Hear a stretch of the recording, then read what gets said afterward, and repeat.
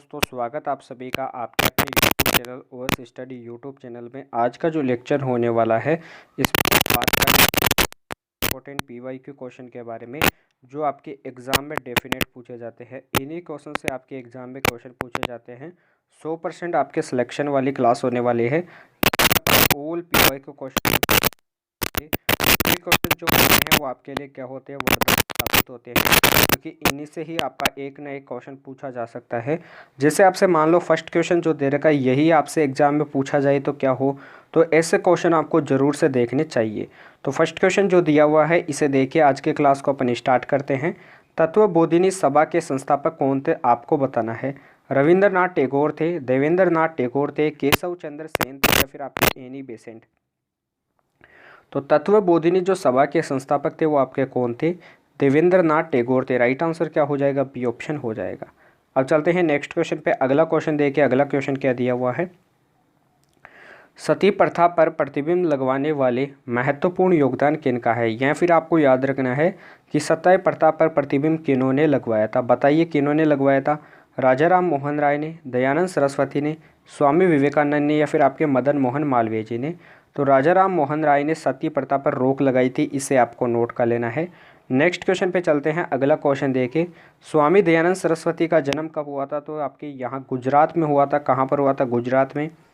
अलीगढ़ मुस्लिम विश्वविद्यालय के पूर्ववर्ती संस्थान की स्थापना किसने की थी, मोहम्मद अली जिन्ना ने, सर सैयद अहमद खान ने, डॉक्टर अबुल कलाम आज़ाद ने, या फिर आपके नन ऑफ दिस। तो अलीगढ़ जो मुस्लिम विश्वविद्यालय है इसकी स्थापना किसने की थी, आपके सर सैयद अहमद खान ने की थी। नेक्स्ट क्वेश्चन को देखें। प्रसिद्ध नाटक नील दर्पण के लेखक कौन थे। तो प्रसिद्ध आपको एक नाटक दे रखा है नील दर्पण, इसके लेखक कौन थे, सुभाष चंद्र बोस, दीनबंधु मित्र, शरद चंद्र चटर्जी, या फिर आपके बंकिम चंद्र चटर्जी। तो प्रसिद्ध नाटक इसके जो लेखक थे वो आपके कौन थे, दीनबंधु मित्र थे। राइट आंसर क्या हो जाएगा, बी ऑप्शन हो जाएगा। नेक्स्ट क्वेश्चन पे चलते हैं। अगला जो क्वेश्चन दिया हुआ है इसे देखिए। प्रथम गवर्नर जनरल कौन थे बंगाल के। बताइए कि बंगाल के प्रथम जो गवर्नर जनरल थे वो आपके कौन थे। तो बंगाल के प्रथम गवर्नर जनरल कौन थे, वॉरेन हेस्टिंग्स थे। राइट आंसर क्या हो जाएगा, बी ऑप्शन हो जाएगा। नेक्स्ट क्वेश्चन देखते हैं। संपूर्ण ब्रिटिश भारत का प्रथम गवर्नर जनरल कौन था। तो संपूर्ण ब्रिटिश भारत का जो प्रथम गवर्नर जनरल था वो आपके कौन थे, कमेंट बॉक्स में तुरंत लॉर्ड विलियम थे। कौन थे, लॉर्ड विलियम बेंटिंक थे। ले लीजिए। बंगाल में द्वैध शासन की स्थापना किसने की थी, आपको तुरंत बताना है कि बंगाल में द्वैध शासन की स्थापना किसने की थी। क्लाइव ने, कॉर्नवालिस ने, एलिगन ने, या फिर आपके हेस्टिंग्स ने। तो किसने की थी, क्लाइव ने की थी, लॉर्ड क्लाइव ने की थी। राइट आंसर क्या हो जाएगा, ए ऑप्शन हो जाएगा। नेक्स्ट क्वेश्चन को देखिए। अगला क्वेश्चन क्या दिया हुआ है, भारत में पश्चिमी शिक्षा पद्धति का मैग्ना कोड किसे कहा जाता है। मैकाले की सिफारिश से, 1833 का चार्टर एक्ट, वुड्स डिस्पैच 1854, या फिर आपके क्या हो जाएगा, हंटर कमीशन की रिपोर्ट।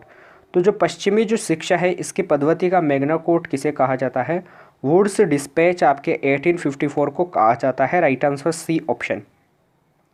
नेक्स्ट क्वेश्चन को देखते हैं। निम्नलिखित में से कौन सा एक युग्म सुमेलित नहीं है। विलियम जोन्स ने आपके हिंदू कॉलेज की स्थापना की थी, जेरेसी बेंथम ने यूटिलिटेरियन स्कूल की, जोनाथन डंकन ने आपके संस्कृत कॉलेज की, और लॉर्ड वेलोजली ने आपके फोर्ट विलियम कॉलेज की, जो आपके कलकत्ता में है। तो मैं आपको बता देता हूँ, हिंदू कॉलेज की स्थापना विलियम जोन्स ने नहीं की थी। क्यों, क्योंकि हिंदू कॉलेज की स्थापना कलकत्ता में 1857 को किसने की थी, राजा राम मोहन राय ने की थी। किन्होंने की थी, राजा राम मोहन राय ने की थी। इसे आपको नोट कर लेना है। तो ये आपका इम्पोर्टेंट क्वेश्चन है। नेक्स्ट क्वेश्चन पे चलते हैं। अगला क्वेश्चन देखिए। भारत में डाक टिकट पहली बार किस गवर्नर जनरल ने जारी किए थे। तो भारत में पहली बार जो डाक टिकट जारी करने वाला था वो आपके कौन था, तो आपके डलहौजी थे। कौन थे, डलहौजी थे। इसे आपको नोट कर लेना है। तो ये इम्पोर्टेंट क्वेश्चन है, एग्जाम में भी काफ़ी बार पूछा जाता है। 16 सितंबर को कौन सा डे बनाया जाता है, 1 दिसंबर को कौन सा डे बनाया जाता है, 22 मार्च को कौन सा डे बनाया जाता है, इनको भी देखना है। 22 अप्रैल को कौन सा डे बनाया जाता है, इसे भी देखिए। 11 जून को कौन सा डे बनाया जाता है, 4 दिसंबर को कौन सा डे बनाया जाता है, इसे भी आपको देखना, सभी को आपको देखना है। तो ये इम्पोर्टेंट क्वेश्चन है। अगला क्वेश्चन देखिए। कोणार्क जो आपका सूर्य मंदिर है ओडिशा में, ये आपके सूर्य देव के मंदिर का निर्माण किसने किया था? तो इसका निर्माण करने वाले कौन थे? आपके नरसिम्हा फर्स्ट थे। Right answer B option. Konark सूर्य मंदिर को ब्लैक पेगोडा के नाम से भी जाना जाता है, तो ऐसे के ऐसे पूछा जाता है, ब्लैक पेगोडा के नाम से भी जाना जाता है। आपको पता ना कि गोल्डन जो पेगोडा है वो किस कंट्री को, किस देश को कहा जाता है? तो गोल्डन जो पेगोडा है वो आपके किस देश को कहा जाता है? लगभग इसको म्यांमार को कहा जाता है। किसको कहा जाता है? म्यांमार को कहा जाता है। नेक्स्ट क्वेश्चन पे चलते हैं। अगला क्वेश्चन देखिए, किस वैदिक देवता की स्तुति ऋग्वेद में सबसे अधिक की गई है? विटामिन ए की कमी से कौन सा रोग होता है? रतौंधी होता है, इसे भी आपको नोट करना है। इसके जो वायरस होते हैं इनके बारे में आपको याद रखना है। बी की कमी से कौन सा होता है? बेरी बेरी होता है, इसे भी आपको नोट करना है। सी की कमी से कौन सा होता है? स्कर्वी होता है। और डी की कमी से आपका कौन सा होता है? रिकेट्स होता है, इसे भी आपको नोट कर लेना है। लक्षण आपको याद रखना है। जो विटामिन सी होता है वो आपके ज़्यादा किस में पाया जाता है? खट्टी चीज़ों में, जैसे आंवला में पाया जाता है। और आपके एक और जो एग्ज़ाम में क्वेश्चन पूछा जाता है वो क्या पूछा जाता है कि जायद की फसल के एग्जाम्पल बताइए। जायद की फसल कब काटी जाती है, ये भी आपको बताना है। तो ये दोनों इंपॉर्टेंट क्वेश्चन है। तरबूज और खरबूजे के बारे में तो आपने काफ़ी बार सुना होगा, तो इनके बारे में नहीं सुना है तो आपको इनके बारे में ज़रूर से जानना है। किस वैदिक देवता की स्तुति ऋग्वेद में सबसे अधिक की गई है? तो इंद्र की क्या की गई है? सबसे अधिक क्या की गई है? स्तुति की गई है, इसे आपको नोट कर लेना है। नेक्स्ट क्वेश्चन देखिए, ग्रैमी पुरस्कार किस क्षेत्र में दिया जाता है? तो पुरस्कार के बारे में सबसे पहले अभी अपन नहीं बात करेंगे। सबसे पहले बात करते हैं कि विक्रमी जो संवत है इसकी स्थापना कब हुई थी, बताइए। विक्रमी जो आपकी संवत है इसकी स्थापना जो हुई थी वो कब हुई थी?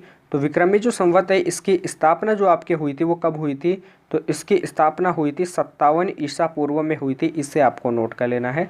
बात करते हैं कि जो शक संवत है इसकी स्थापना कब हुई थी? तो शक संवत की स्थापना हुई थी आपके 78 ईसा पूर्व में हुई थी, इसे आपको नोट कर लेना है। और आपके हिजरी जो संवत है इसकी स्थापना कब हुई थी? तो हिजरी संवत की स्थापना कब हुई थी? आपके 622 में हुई थी, इसे आपको नोट कर लेना है। किसकी स्थापना हुई थी? हिजरी संवत की स्थापना हुई थी। किसकी हुई थी? हिजरी संवत की स्थापना हुई थी, इसे ये आपका जय दे रखा है, तो हिजरी संवत की स्थापना हुई थी। नेक्स्ट क्वेश्चन पे चलते हैं। इससे पहले आपको एक और क्वेश्चन बताना है। आपने पेन का नाम काफ़ी बार सुना होगा, जो पेन होता है पैन कार्ड से रिलेटेड, इसका फुल फॉर्म क्या होता है? परमानेंट अकाउंट नंबर होता है। आईपीसी का फुल फॉर्म क्या होता है, बताइए। आईपीसी का फुल फॉर्म क्या होता है? इंडियन पेनल कोड होता है। क्या होता है? इंडियन पेनल कोड होता है, इसे आपको नोट कर लेना है। वाईफाई के बारे में भी आपने काफ़ी बार सुना होगा, तो वाईफाई जो होता है इसका फुल फॉर्म क्या होता है? वायरलेस फिडिलिटी होता है। क्या होता है? वायरलेस फिडिलिटी होता है।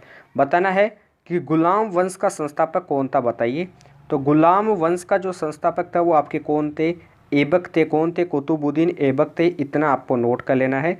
यादव शासकों की जो राजधानी थी वो क्या थी, ये भी आपको कमेंट बॉक्स में बताना है। जो भी मैं आपको क्वेश्चन बोलता हूँ ये आपके सभी इंपॉर्टेंट क्वेश्चन है, क्या पता आपकी एग्जाम में कौन सा क्वेश्चन पूछा जाए, तो सभी क्वेश्चन को आपको नोट कर लेना है। तो यादव शासकों की जो राजधानी थी वो आपकी कौन सी राजधानी थी? तो यादव शासकों की राजधानी का नाम क्या है? देवगिरी है। क्या है? देवगिरी है, इसे आपको नोट कर लेना है। अब आप बताइए कि जो रेमन मैग्सेस सॉरी आपके जो ग्रैमी पुरस्कार है, रेमन मैग्सेस जो पुरस्कार है ये आपके कौन देता है? मनीला देता है, फिलीपींस देता है, इसे आपको नोट कर लेना है। इसके बारे में बताइए, ग्रैमी पुरस्कार किस क्षेत्र में दिया जाता है? तो इसके बारे में बात करते हैं। जो ग्रैमी पुरस्कार है ये आपके किस क्षेत्र में दिया जाता है? संगीत के क्षेत्र में दिया जाता है। राइट आंसर क्या हो जाएगा? B option. थोड़ा सा अपन बात कर लेते हैं। जो ग्रैमी पुरस्कार है वो म्यूजिक क्षेत्र में दिया जाता है। पुलित्जर के बारे में आपने नाम सुना होगा। जो पुलित्जर होता है ये आपका क्या होता है? पुरस्कार होता है। थोड़ा इसको अच्छे से लिख देता हूँ। ये आपका एक पुरस्कार होता है, कौन सा होता है? पुलित्जर जो पुरस्कार है ये आपके कौन से क्षेत्र में दिया जाता है? तो पुलित्जर जो आपका पुरस्कार है ये किस क्षेत्र में दिया जाता है? पत्रकारिता के क्षेत्र में दिया जाता है, इसे आपको नोट कर लेना। कौन से क्षेत्र में? पत्रकारिता के क्षेत्र में दिया जाता है। प्रित्जकर अवार्ड के बारे में भी आपने नाम काफ़ी बार सुना होगा। जो प्रित्जकर अवार्ड है ये आपके कौन से क्षेत्र में दिया जाता है? वास्तुकला के क्षेत्र में दिया जाता है। किस में दिया जाता है? वास्तुकला के क्षेत्र में दिया जाता है, इसे भी आपको नोट कर लेना है। बीसी रॉय जो अवार्ड है, बीसी रॉय जो अवार्ड पुरस्कार है ये आपके किस क्षेत्र में दिया जाता है? चिकित्सा के क्षेत्र में दिया जाता है। किस में दिया जाता है? चिकित्सा के क्षेत्र में दिया जाता है, इसे भी आपको नोट कर लेना है। अब बात कर लेते हैं, जो ग्रैमी पुरस्कार है ये आपके संगीत क्षेत्र में दिया जाता है, म्यूजिक क्षेत्र में दिया जाता है, नोट कर लेना है। नेक्स्ट क्वेश्चन पे चलते हैं। अगला क्वेश्चन देखिए, अगला क्वेश्चन क्या दिया हुआ है, सर्बिया की राजधानी क्या है? आपको कमेंट बॉक्स में बताना कि जो सर्बिया की राजधानी है वो क्या है। सबसे पहले बात कर लेते हैं, जो ओस्लो है वो कहाँ की राजधानी है? तो ओस्लो जो है वो आपकी नॉर्वे की राजधानी है। किसकी राजधानी है? नॉर्वे की राजधानी है। कैनबरा जो है वो आपके ऑस्ट्रेलिया की राजधानी है। किसकी राजधानी है? ऑस्ट्रेलिया की राजधानी है, इसे आपको नोट कर लेना है। बेलग्रेड जो है वो आपकी किसकी राजधानी है? सर्बिया की राजधानी है, इसे भी आपको नोट कर लेना है। वियना जो है वो आपकी किसकी राजधानी है? तो इसके बारे में बताइए। वियना आपकी किसकी राजधानी है? ऑस्ट्रिया की राजधानी है। किसकी राजधानी है? ऑस्ट्रिया की राजधानी है। थोड़ा सा और बात कर लेते हैं, जैसे इंडोनेशिया की जो राजधानी है वो क्या है, ये आपको कमेंट बॉक्स में बताना है। कजाकिस्तान की जो राजधानी है वो क्या है? अस्ताना है। कजाकिस्तान की राजधानी क्या है? अस्ताना है, इसे आपको नोट कर लेना है। तो यहाँ पे मैं लिख देता हूँ अच्छे से, कजाकिस्तान की जो राजधानी है वो क्या है? अस्ताना है, इसे भी आपको नोट कर लेना है। क्या है? अस्ताना है। ये एग्जाम में ऐसे कैसे क्वेश्चन पूछा जाता है। चलते हैं नेक्स्ट क्वेश्चन पे। इससे पहले आपको एक क्वेश्चन बताना है, ओपेक का मुख्यालय कहाँ पर है? बताइए। ओपेक का जो मुख्यालय है, हेडक्वार्टर, वो आपके वियना में है, नोट करना है। ओपेक की स्थापना कब हुई थी? 1960 में हुई थी, 1960 में हुई थी, इसे आपको नोट कर लेना है। मॉन्ट्रियल जो प्रोटोकॉल है वो आपके कब हुआ था? तो 16 सितंबर को हुआ था। इसी कारण ओजोन डे कब मनाया जाता है? 16 सितंबर को। 16 सितंबर 1987 में क्या हुआ था? आपके मॉन्ट्रियल प्रोटोकॉल हुआ था, जो ओजोन परत के संरक्षण के लिए हुआ था। ये मैं आपको काफ़ी बार क्वेश्चन बताता हूँ। नेक्स्ट क्वेश्चन पे चलते हैं। अगला क्वेश्चन देखिए, निम्नलिखित में से भारत रत्न पाने वाले पहले संगीतकार कौन थे? लता मंगेशकर जी को मिला था, 2001 में मिला था। आपके एम एस सुब्बुलक्ष्मी को मिला था, 1998 में मिला था। आपके पंडित रविशंकर को मिला था, 1919 में मिला था। पंडित भीमसेन जोशी को कब मिला था? 2009 में मिला था।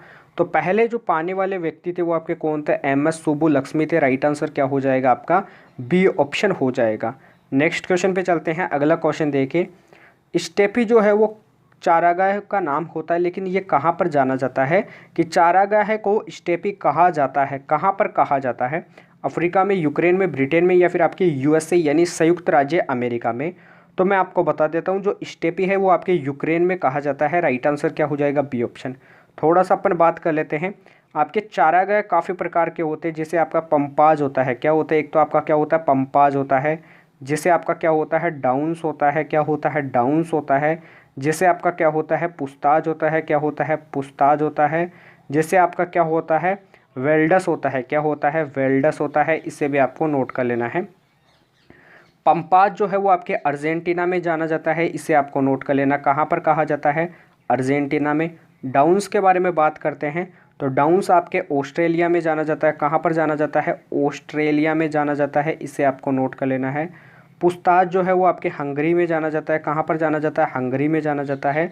और आपके जो वेल्डस है ये आपके साउथ अफ्रीका में जाना जाता है। कहाँ पर जाना जाता है? साउथ अफ्रीका में जाना जाता है, इसे आपको नोट कर लेना है। तो सभी क्वेश्चन को आपको क्या करना है? ध्यान से देखना है। सभी क्वेश्चन कैसे इंपॉर्टेंट क्वेश्चन है। नेक्स्ट क्वेश्चन पे चलते हैं। अगला क्वेश्चन देखिए, वेदों में झेलम नदी को किस नाम से जाना जाता है? इस क्वेश्चन का आंसर आपको कमेंट बॉक्स में देना है। HW क्वेश्चन है, क्वेश्चन काफ़ी इंपॉर्टेंट क्वेश्चन है, तो इसलिए आपको अगन्या जो है वो आपके गाय को जाना जाता है ऋग्वेद में, इसे आपको नोट कर लेना है। तो ये भी आपका इंपॉर्टेंट क्वेश्चन है। तो HW क्वेश्चन है, इसका आंसर कमेंट बॉक्स में देना है। आज की क्लास आपको कैसी लगी? क्लास को अपन यहीं पे एंड करते हैं। आज के क्लास के बारे में जो आपके रिव्यू है उनको कमेंट बॉक्स में आपको बताना है। जो भी आपकी क्वेरी होती है उनको भी कमेंट बॉक्स में बताना है।